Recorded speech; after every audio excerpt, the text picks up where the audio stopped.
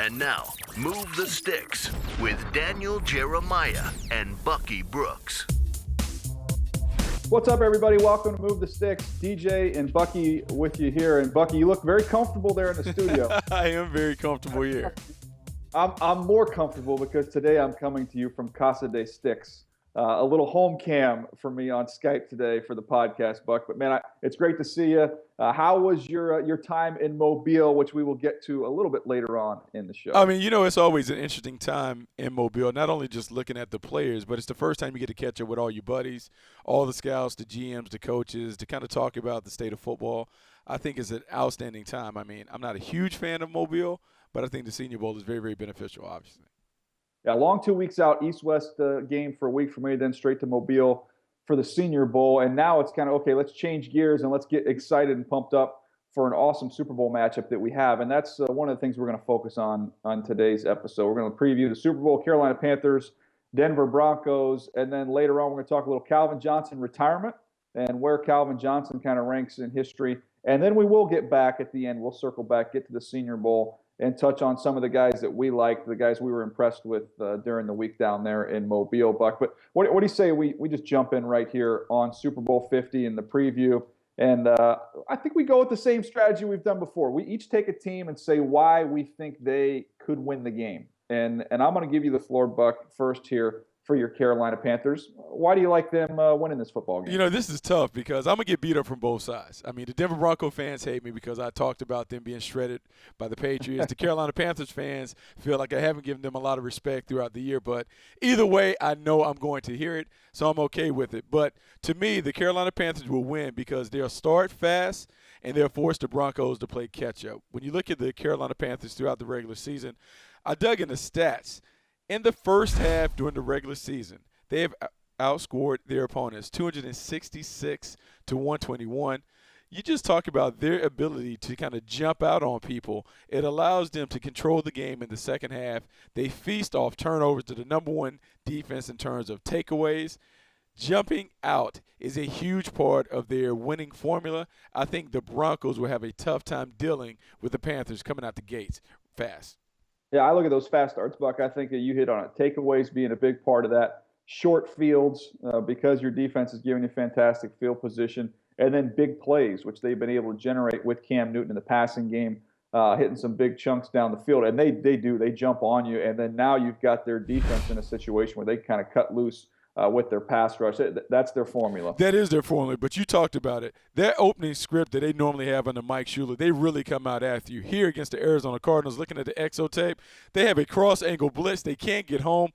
Cam delivers a dart to Corey Brown. Corey Brown ends up taking it to the house. These are some of the plays that they've been able to use, particularly in the playoffs, where they jump out on people. A 55-7 advantage in the first half of their two playoff games against Seattle and Arizona, respectively. I think if they can come out the gate and put a quick 14 spot on the Denver Broncos, I think they can control and dictate the terms. That's what they want to do to eventually win the game. And you show that play, Buck. To me, what jumped out about that, not the great throw by Cam or Philly Brown making somebody miss and get in the end zone, was the pickup by that offensive line, which to me is the most underrated aspect of this football team. I thought it was a major question mark coming into the year. They've answered all those questions. They played outstanding up front, moving people in the running game and showing that toughness and awareness to be able to pick up a variety of blitzes they saw from the Arizona Cardinals. That is a hidden secret to the Carolina Panthers' success. It's just how well they have played up front. Turner, out of LSU, the young guard, he's on his way, in my opinion, to being one of the best guards in the National Football League. Oh, he's been outstanding. You're talking about a Pro Bowl caliber player. He and Ryan Khalil have really solidified the interior. But I'm going to say Michael Orr has been a huge surprise to me. Michael Orr comes over from Tennessee after he was cut. He moves into the left tackle spot. I was really worried about his ability to play on the blind side. He has done a great job of protecting Cam Newton. And so now when you look at that offensive line and the composition, you have 2 first-round picks in him and Ryan Khalil. You have Trey Turner, who's emerged as one of the top offensive guards. This offensive line is underrated. They deserve to get a little more credit. And I will even say that I have overlooked what they've been able to do up front.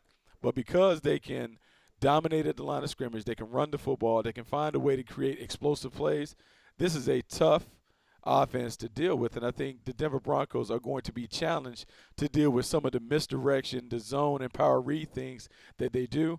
And when you commit all your resources to stopping Cam and the running game, it makes you vulnerable and susceptible to giving up the big plays down the field. Well, I'm glad you mentioned that because now you made the case for the Panthers. So I'm going to go ahead and take the other side of it, and I'm going to make the case for the Denver Broncos. And I'm going to say the reason they're going to win is kind of what you're just talking about. I think they are equipped to be able to lock up on the outside and to be able to load up the box to deal with one of the most explosive and diverse running attacks we have in the NFL in the Carolina Panthers. I think the Broncos defense is situated to be able to handle that. You see right here against the Pittsburgh Steelers, they can lock up on the outside. They can dedicate a lot of resources to the running game, which you're going to need all hats to the ball when you're going up against a running attack that includes Cam Newton, who's so dynamic. They're going to be able to clog things up with bodies. And I think because of what they have in the back end, guys like Philly Brown who are able to get loose against Arizona, I don't see them getting loose against this Denver Broncos secondary. I think that talent is going to allow them to dedicate a ton of resources to try and eliminate this Carolina run attack. You know, here's the thing. They certainly have the resources. When you look at the way they're constructed in the back end, they have corners that specialize in playing man-to-man. They can take away the RPO game, eliminate some of the read option pass plays that have been so successful, some of the slants that we've seen Tig in and Philly Brown catch. They can eliminate that by playing man.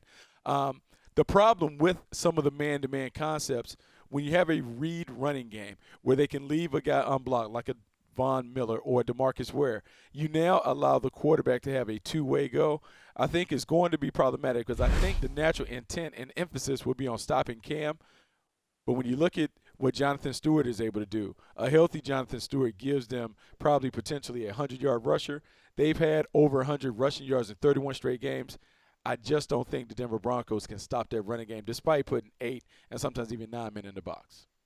All right, Buck. Well, we've kind of tried to make a case for each team here, and now it's time for us to go on the record. You know, I gave you a case of why the Denver Broncos will win. You know, if it were to fall for them perfectly, I think you can make a strong argument that they do win this football game. But I'm going to give you the floor first here, Buck. Who do you see winning Super Bowl 50, and why not throw out a score there as well? I think the Carolina Panthers will win 24-20, and a large part of why Carolina will win is what I talked about earlier in terms of the fast starts. I just don't know if Peyton Manning has enough left to make plays against this defense. Ultimately, in this passing game, it's about trying to find a way to create big plays. And I looked at the stats. 20 of his 24 intermediate passes went to the middle or to the right side of the field. Unfortunately for Manning, that is where Josh Norman and Luke Kuechly do their business. I think at some point, if the game gets to a 10-point deficit for the Broncos, we will see the turnovers start to come.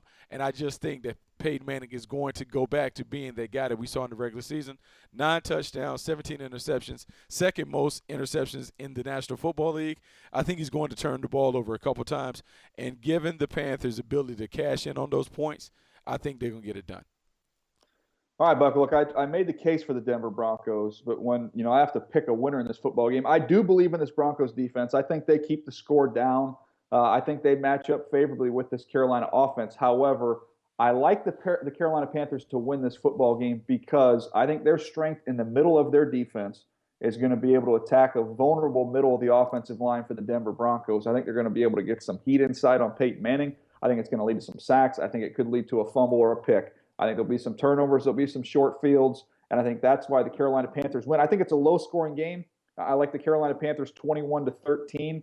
I wouldn't be surprised if it even came in below that. But I think the biggest mismatch in this game is going to be Denver up front offensively against what this Carolina front's going to be able to do to them. I think that's going to be the key to the football game. And we both like the Carolina Panthers to win it. Yeah, we both like the Carolina Panthers. But I will say, if I'm the Denver Broncos, if I'm a team or a fan of the Denver Broncos, I'm looking for a deep shot or two early from Peyton Manning. I think it's been proven that when he takes his shots, he likes to take them early in the game before the conditions kind of dictate whether his arm can throw it or not. And also, the magic number for the Broncos, 30 carries. They're unbeaten when they get 30 or more carries. I'm committed to running the football if I'm Gary Kubiak. If they run the ball successfully, I think they have a chance to knock off the Panthers. All right, Buck, let's move on now to another big story from the week. Calvin Johnson announcing his retirement. First of all, just on the surprise level, how did this strike you? I am surprised. I'm surprised that a ninth-year player is hanging them up now, but also understand that, look, he's been banged up. He's dealing with a lot of issues, kind of nagging injuries, the knee, the ankle. He seems like he's always in a situation where his status is questionable coming into the week. And so I can see a guy who has had a lot of success, who's also made a lot of money, talking about those big contracts that he signed, being willing to walk away at this time. You do wonder, though, because this is a team that hasn't won a playoff game during his tenure. Will he be kind of remiss about missing out on the opportunity? Because I think the Detroit Lions have the foundation in place to be a team that is really a nice playoff team. I just think that, man, a guy walking away 9 years into it, I think he has to kind of want to come back at some point. I just wonder if it'd get him right around summertime when guys are getting back to camp, if he feels like, I'd like to join my teammates one more time. I think it would be after the summertime, but I think once the season started, once he'd missed out on all that training camp period there. My thing about Calvin Johnson, it doesn't totally surprise me because we've heard some whispers about this, but to me, it's time to kind of look back at what he's accomplished during his career. And when you look at the numbers that he put up, I mean, they're ridiculous. And when you go back, since 2007, he's got the most touchdowns of anybody. You see right here the list. I mean, Brandon Marshall might surprise some people coming in at second with 77, but Calvin Johnson at the very top with 83 and go all the way down. Fitz, Antonio Gates, and Rob Gronkowski. But since he came in the league, Buck, I would say there at least 1 year and maybe in a couple years, you could make a strong case that Calvin Johnson wasn't just the best receiver in the NFL. Calvin Johnson was just flat out the best football player in the National Football League. I mean, he did have a nice run. I'm a little different in terms of like best receiver in the league. He was a dominant player. I think the thing, he had outstanding season where he shattered all of Jerry Rice's marks and those things. But I still have memories of T.O. and Randy Moss and those things. And I know their careers didn't necessarily completely intersect. I just wondered, for Calvin Johnson, he was the best at his position, but how long could we rate him as the best in his position? Because we've seen the recent emergence of Antonio Brown. We saw what Andre Johnson was at the same time during his career. He never clearly, to me, was the top wide receiver to position outside of a 1 or 2 year run. Yeah, I think it's a couple years you would say that. But to me, when you look at the physical specimen that he was and just the dominant player, the way he could take over a football game, not many receivers have a way of dominating a football game quite like Calvin Johnson could throughout his career. And I remember him coming out. I remember watching him 6'5", 239, running in the 4.3s, and be like, I've never seen anything like it, Buck. I haven't seen anything like it since then either. His mixture of size, speed, explosiveness, his ability to go up and adjust to the football. He had a skill set I haven't seen previously from him, and I haven't seen since. Now, Randy Moss, obviously, I think will go down as a better receiver. But Randy Moss, in terms of the size and the package that he came in, Calvin Johnson might have been, what do you think, Buck, 25, 30 pounds heavier than Randy Moss? Yeah, 20, 25, 30 pounds heavier. The funny thing is, like, when we look at the list of all-time greats and the yards and guys 30 or younger wide receiver stats, I think it's intriguing to see that he's right behind Randy Moss. You talk about dominant players, the guys on the all-time list. Like, look at that. Most receiving yards, age 30 or younger. He's right there nestled behind Randy Moss. Credit to him. Look, Larry Fitzgerald is right there nipping on his heels. Says a lot about the kind of impact that Calvin Johnson was able to make. It'll be interesting when it's time to, if he does officially retire, when it's time to talk about him in the Hall of Fame, where Calvin Johnson stacks with some of the other receivers that are also out there vying to get in. All right, one other thing with Calvin Johnson, too, that I think, I don't know that he gets a lot of credit for, but I surely want to give it to him. You saw that list up there with him and Larry Fitzgerald. We kind of went through that diva period of the wide receiver position, right? We had T.O., we had Chad Ochocinco. We had all these personalities and kind of rub some teammates or rub some people the wrong way. Calvin Johnson, Larry Fitzgerald, you talk about just pure class. And I think that example they set for the wide receiver position, we've seen a total shift in that position. In my opinion, over the last handful of years, the personality of that position has kind of changed. And I give Calvin Johnson a lot of credit for that. Now, Calvin Johnson has been a huge guy in terms of impact in the way wide receivers go about their approach in a professional way. I think Larry Fitzgerald is another guy that has that. But also, like, the position is such a different position. You talk about the divas and you talk about the flashiness. We see the Odell Beckham Jr.'s. We see how Antonio Brown and some of the other guys go about it. Calvin Johnson did it in a different way, but I think Calvin Johnson certainly is a guy that most coaches, parents, and even teammates would point to as this is how you go about your business in a very, very professional manner. All right, Buck, one more thing before we move on to the Senior Bowl here. Not the only retirement. We had Justin Tuck went ahead and hung it up. I know his Raider career, look, producer Will would want to go on about the unbelievable Oakland career for Justin Tuck, but I'm going to go out on a limb and say he'll be remembered for what he did as a Giant. Well, absolutely. A two-time Pro Bowler, two-time Super Bowl champion, a guy that knocked off Tom Brady and the crew twice, played a key role in those defensive lines that were able to get after it. And I think when I look at Justin Tuck, not only in his contributions for the New York Giants, but for the Raiders, I think he did play a huge role behind the scenes in terms of helping them kind of get that ship righted the right way. I know that he personally spent a lot of time with Khalil Mack, some of the other young players, Mario Edwards Jr. I think the Raiders will benefit from that leadership and mentorship that he kind of put on the young fellas while he was there for his 2 years in Oakland.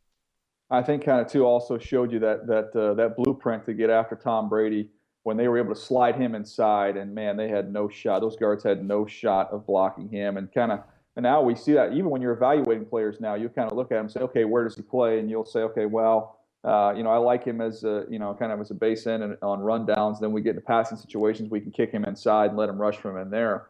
Justin Tuck, one of the guys that really excelled in that kind of dual role and that versatility that he provided, I think is something we use in scouting going forward. It is something. He did have a huge impact in that because when you look at people, they call it whether they're NASCAR or Indy package where they put their 4 best pass rushers on the field.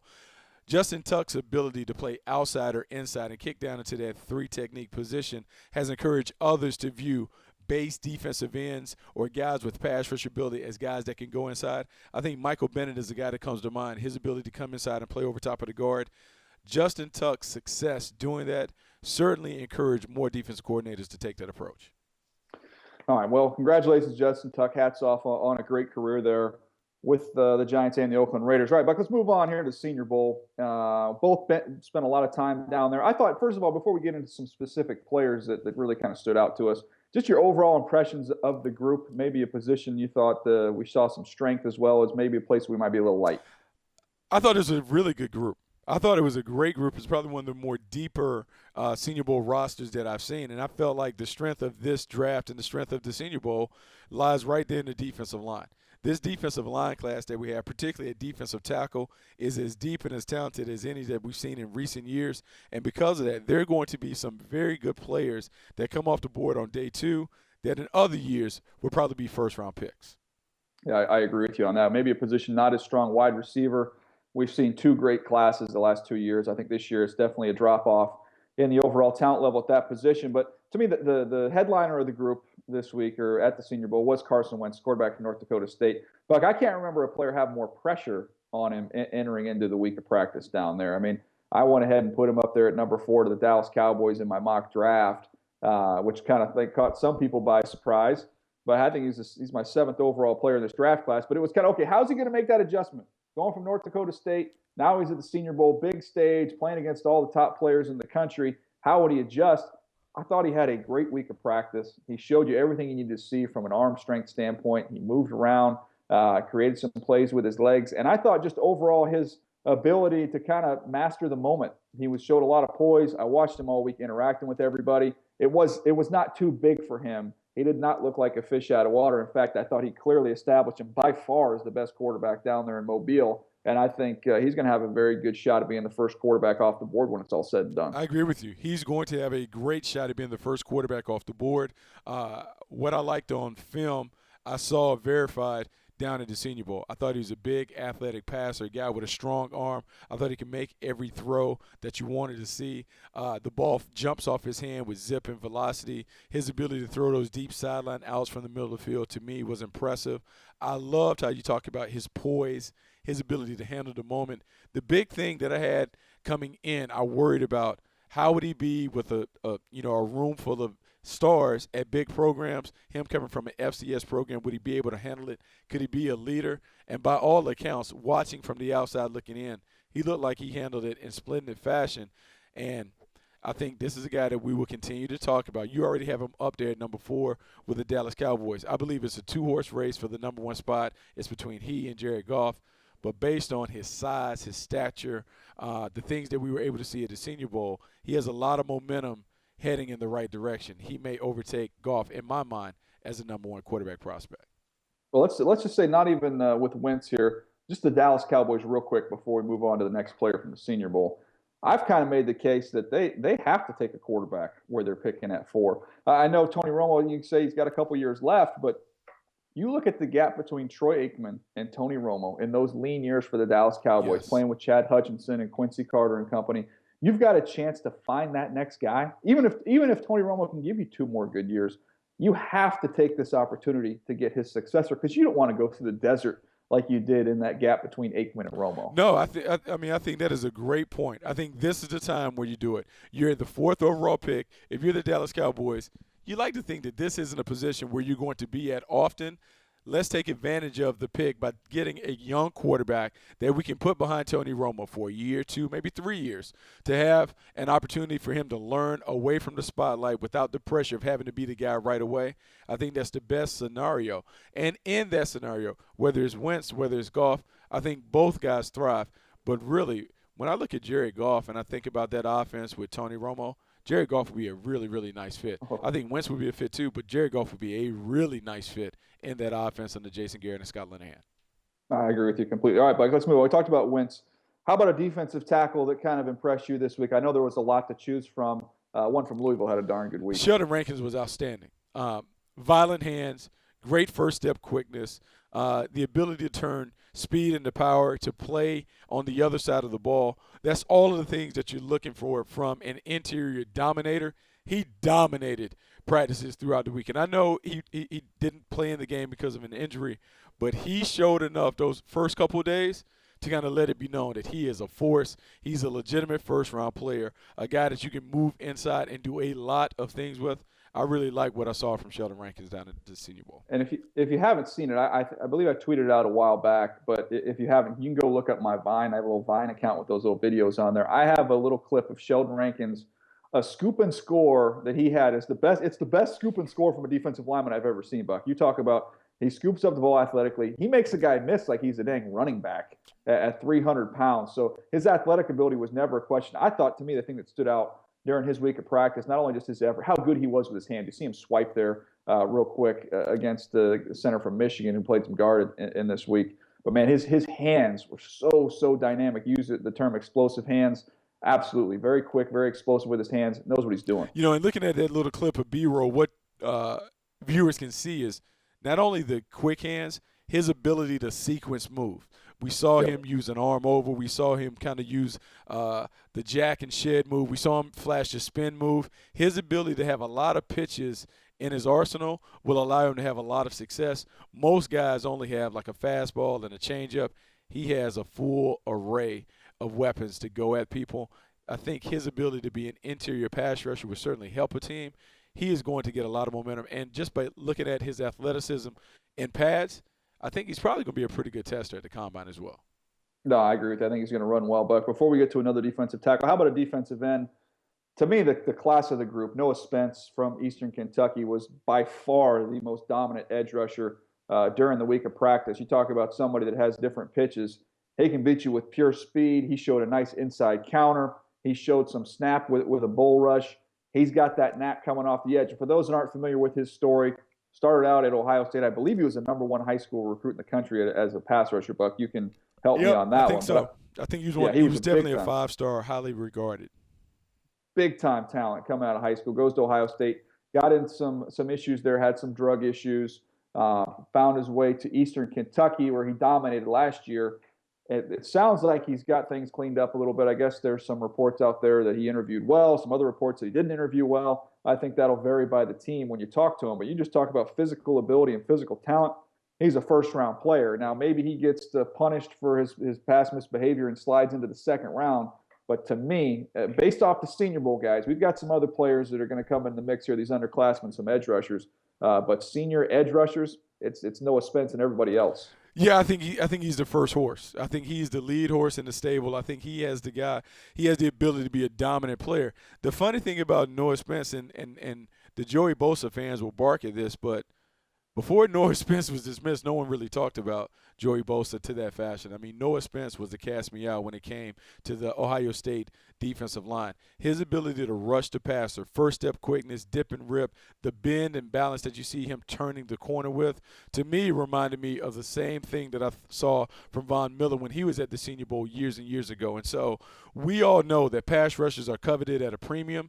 If he interviews well at the combine and going forward in his private workouts and when he makes that team visit, I believe at the end of the day, he's going to be a guy that's in the conversation in the top 15 because everyone wants a closer, a guy that can close out the game when you have a lead. Noah Spence is the best closer in the draft.